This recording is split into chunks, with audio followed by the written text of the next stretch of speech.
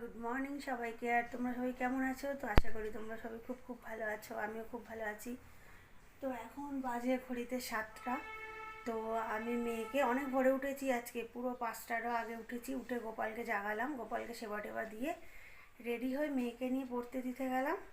পড়তে দিয়ে আসার পথে তো আলু শেষ হয়ে গেছে, আছে অল্প। তো নতুন আলু নেবো বলে দাঁড়ালাম, তো আলুওয়ালা এখনও আলু এসে পৌঁছায়নি। তাই জন্য একটু এই টুকটাক ফলমূল নিয়ে চলে আসলাম, কুল, শাকালু আর একটা শাক, এগুলো নিয়ে চলে এসেছি। তো মেয়ে আসার আগে এবার একটু টিফিন টিফিন বানাবো, বানিয়ে নিয়ে তারপর আর গোপালকে তো তুলে সেবা টেবা দেওয়া হয়ে গেছে বললাম। তো এবার একটু টিফিন টিফিন করবো, তারপরে তো ঘর দোর মোছামুছি এবার সারাদিন চললো। মানে রাত 12টা না 1টা বাজা অবধি আমার রেহাই নেই, সারাদিন রাত চলবে। তো মেয়ের আজকে স্কুলও আছে, তো দেখি যায় কি না আজকে হাফ ডে। এই দেখো এখন মশারি টশারি কিচ্ছু তোলা হয়নি, তো মশারি টাঙাইও না। তো যেহেতু এখন শীতকাল আর না, এই গুড়ি গুড়ি যে মশাগুলো খুব হয়েছে, ফ্যানও মাঝে মধ্যে ফ্যানটাও চালাচ্ছে, আর মশারি টাঙালে ফ্যান চালাতে হয়, নাহলে আমার মেয়ে একদম ঘুমাতে চায় না।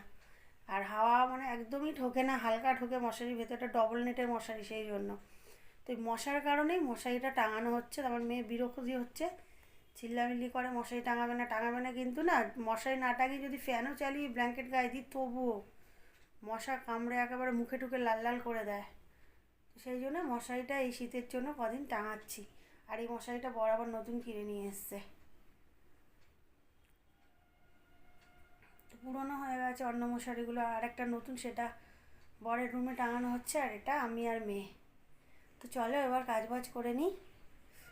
আর এই দেখো আমার গপু বাচ্চা সকালবেলা মুখ টুক ধুয়ে একদম পরিষ্কার কাঁচা জামা ঠামা পরে ছোট্ট হয়ে বসে রয়েছে। তো আমার গপু সোনা খাওয়া দাওয়া হয়ে গেছে,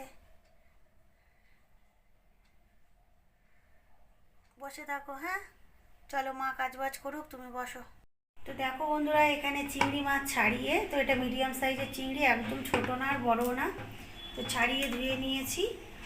আর আর এদিকে নিয়েছি ফুলকপি আলু। তো ফুলকপি আলু দিয়ে তো কাটা মাছ খাচ্ছি, খিচুড়ি খাচ্ছি, ঠান্ডা সবই ভালো লাগছে, নিরামিষ ডালনা খাচ্ছি। তো আজকে করব ফুলকপি আলু দিয়ে চিংড়ি মাছ। তো আর আজকে টমেটো ধনেপাতা দিয়ে ডাল করব, আলু ভাজা। আর বর যদি অমলেট খায় খাবে, অত ফুলকপি বাঁধাকপি খায় না। তো আর কি করবো বলে, একটা বড় বেগুন এনেছি, আজকে শনিবার তো পোড়া খাবো। আর ভাতটা চাপিয়ে দিয়েছি।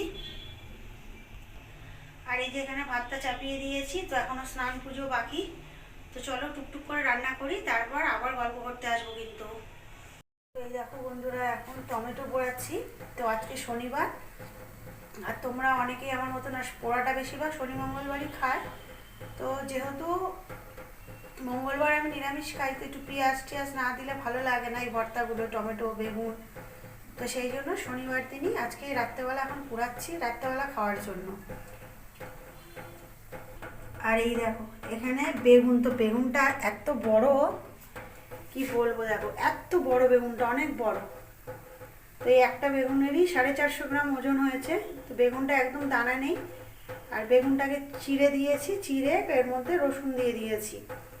তো তোমরা অনেকেই এইভাবে পোড়াও আমার মতো, বেগুনটাকে চিড়ে নিয়ে আর রসুনটা দিয়ে দিলে এর সঙ্গে, রসুনটাও ভিতরে বেশ ভাবে ভাবে সিদ্ধ মতন হয়ে যায়, এটা দারুণ টেস্টি হয় মাখলে। তো আমি যখনই বেগুন পোড়াই না এইভাবেই পোড়াই, তোমরা অনেকেই খাও এইভাবে। আর এই বেগুন পোড়া আমার ভীষণ প্রিয় একটা খাদ্য। তো আমার খুব কষ্ট হচ্ছে এখনই, যে শীত চলে গেলে আমি এই প্রিয় খাবারগুলো আর খেতে পাবো না। দেখবে গরমে বেগুন তো অবশ্যই পাওয়া যাবে, কিন্তু শীতের বেগুনের সেই স্বাদ আর মিলবে না। আর শীতকালের যত ভেজিটেবলস আছে আমার ভীষণ ফেভারিট, প্রত্যেকটাই ভীষণ প্রিয় আমার। তো যাই হোক, এখন থেকেই ভেবে আমার কষ্ট হচ্ছে যে শীত চলে গেলে আমি এই সবজিগুলো আর, এই সবজি বলছি, সবজিগুলো আর খেতে পারবো না। ওই ভাজা টাজাই খেতে হবে, তখন খেয়েও আর মজা লাগবে না এরকম পোড়া টোড়া।